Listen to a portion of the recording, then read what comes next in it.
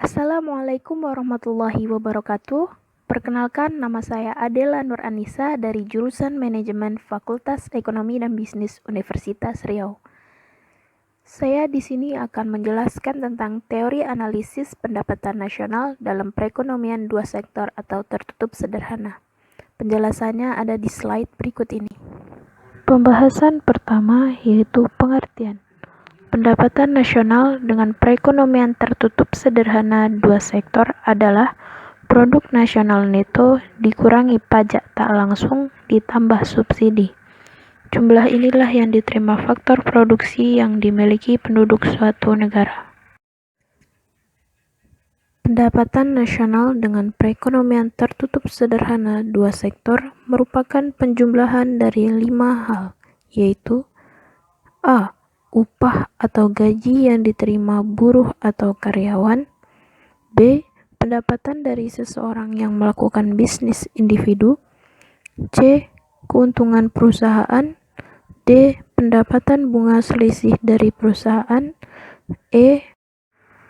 Model analisis dengan variabel investasi dan tabungan merupakan pengeluaran yang akan digunakan untuk memproduksi barang dan jasa yang lebih banyak lagi. Atau dengan kata lain, merupakan pengeluaran yang ditambahkan kepada komponen-komponen barang modal. Tujuan dari pelaksanaan model analisis dengan variabel investasi tabungan ini adalah mencari keuntungan di kemudian hari melalui pengoperasian mesin dan pabrik. Konsep ekonomi model dua sektor, di mana pelaku kegiatan ekonomi ini terdiri dari dua sektor, yaitu yang pertama, rumah tangga keluarga.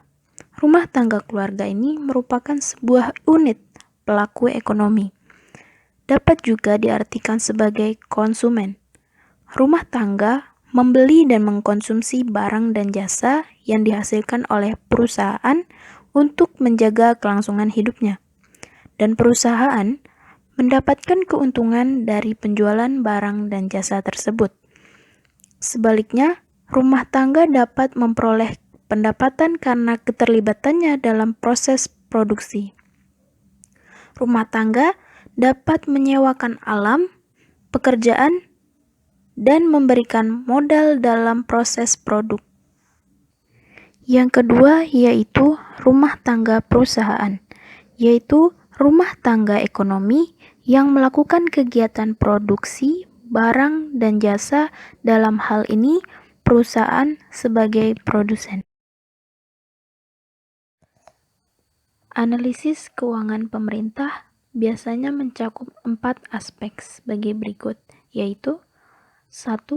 Operasi keuangan pemerintah dalam hubungan dengan defisit atau surplus anggaran dan sumber-sumber pembiayaannya.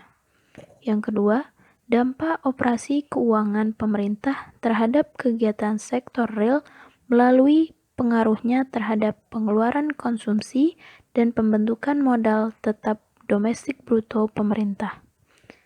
Yang ketiga, dampak rupiah operasi keuangan pemerintah atau pengaruh operasi keuangan pemerintah terhadap ekspansi bersih pada jumlah uang yang beredar. Yang keempat, dampak valuta asing operasi keuangan pemerintah atau pengaruh operasi keuangan pemerintah terhadap aliran devisa masuk bersih. Hubungan antara pertumbuhan ekonomi, inflasi, dan pengangguran.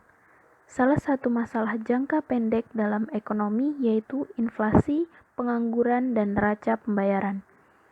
Inflasi adalah gejala yang menunjukkan kenaikan tingkat harga umum yang berlangsung terus-menerus. Terdapat 3 jenis inflasi, yaitu yang pertama inflasi tarikan permintaan, yang kedua inflasi desakan biaya, dan yang ketiga inflasi karena pengaruh impor. Tingkat inflasi yang terjadi dalam suatu negara merupakan salah satu ukur untuk mengukur baik buruknya masalah ekonomi yang dihadapi suatu negara.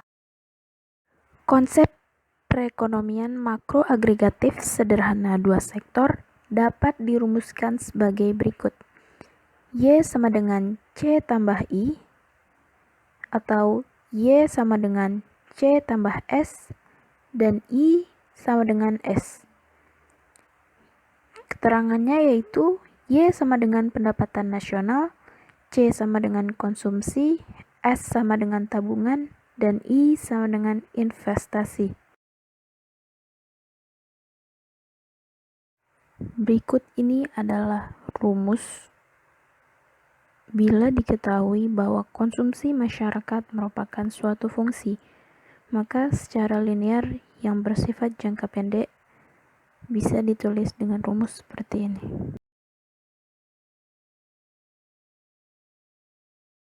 Selanjutnya, kita masuk pada sesi pertanyaan.